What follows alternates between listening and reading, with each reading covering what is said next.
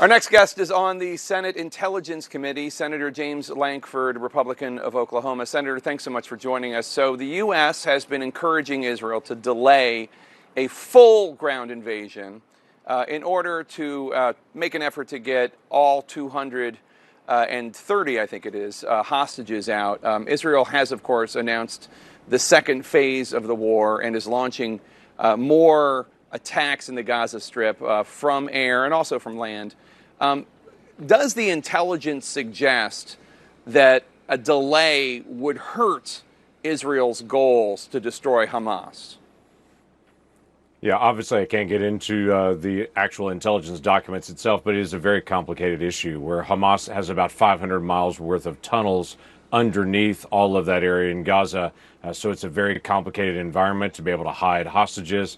Right now, Israel is trying to be able to bombard some of those areas they know where there is Hamas fighters, where there are leadership, and where there are key, both whether ammunition depot, missile storage, or obviously where their military typically functions underground. But going after hostages is incredibly difficult in an urban environment because no one knows where they are. Hamas is obviously trickling them out, trying to prevent anyone. But if you stop right now and if you pause, it gives opportunity for Hamas to dig in more and to be able to lay more booby traps. So it is a judgment call that has to be made on the ground based on intelligence right now. It also has to be an issue of the United States positioning more and more missile defense systems, as we've already seen the Houthis actually launch guided precision missiles from Yemen towards Israel that our forces were able to take out on their way in. So we've seen that.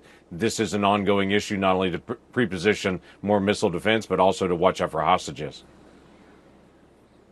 A lot of the families of the hostages are very worried that the ground incursion might result in them never seeing their loved ones again. Is that a reasonable concern, do you think? Yeah, that's a reasonable concern for anyone. The folks that are the families and the friends of these hostages, everyone has great compassion for them and pain for them. These are folks that were just at their homes, at music events, at other places where they were snatched away and kidnapped. So everyone is very concerned for them. The challenge is, what's the right way to be able to go get them? How do you actually go do that? How long are they going to be used as a pawn? What is Hamas going to do? We've already seen their ruthlessness. What are they going to do in the meantime to those individuals? So there's a priority to go after those individuals to make sure they can get to them and to be able to rescue them, which obviously Israel's done many times to go rescue hostages. But there's a priority to also make sure Hamas doesn't come back on our ground forces. As you've seen there on the ground, multiple missile attacks from Gaza every single moment where they continue to be able to attack Israel over and over again. So it's not as if they have paused. They certainly continue to be able to fight. The U.S. carried out airstrikes targeting two facilities linked to Iranian-backed militias in eastern Syria this week. In response to attacks on U.S. service members. You've been calling on the Biden administration to stand up to Iran and Iranian-backed militias more strongly. Are you satisfied with the response, or do you think President Biden needs to do more?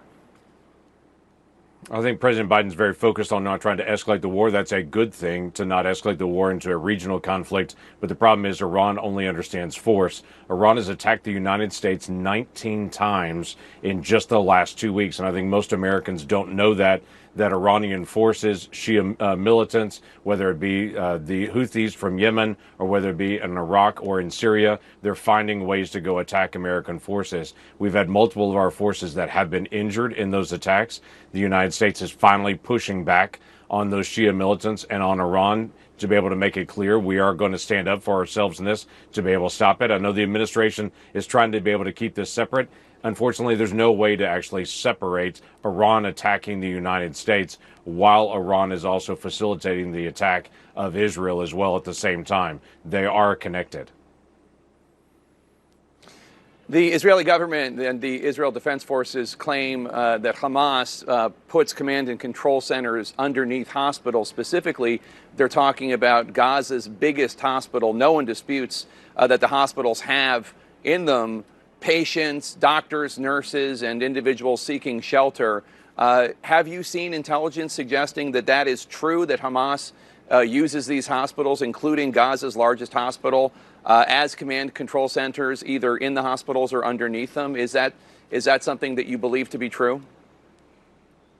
Actually, again, I can't go into the actual intelligence documents that are out there, but it's long been noted that Hamas uses schools, they use mosques, they use hospitals to actually hide underneath. They have tunnel systems that are underneath these different facilities where they can hide fighters, they can hide weapon systems or ammunition stashes, because they know they can use people in these locations as human shields and as locations that they can use for propaganda to be able to hide out. They know the Israelis will fight morally, though Hamas is not fighting morally. Hamas can step in and can slaughter 1,400 people while they're sleeping in their beds, and they hold Israel to a higher standard to say you won't go after a hospital. And even when Hamas itself actually launched out rockets and actually struck one of their own hospitals, they blamed Israel for that, which has been well documented now, that was actually a rocket that was actually fired from within Gaza that hit one of their own hospitals.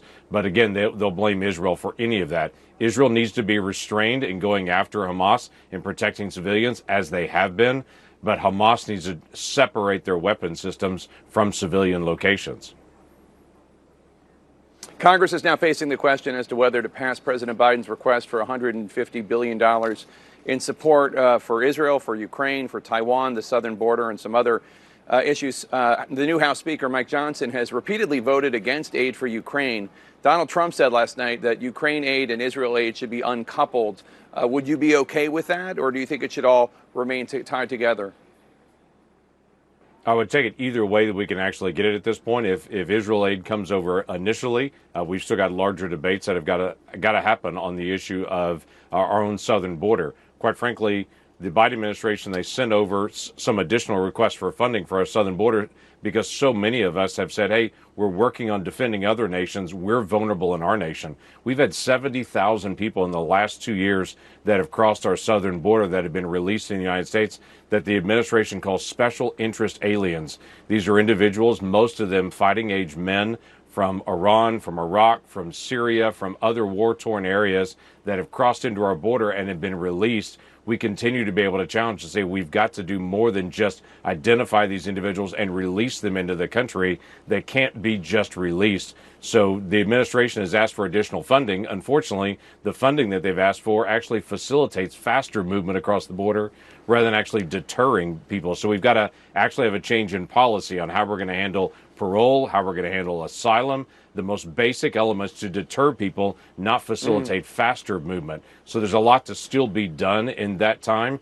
Israel, we've got to be able to respond quickly on. The other areas we've got to be able to resolve to make sure we're securing the United States while we're also securing other countries as well.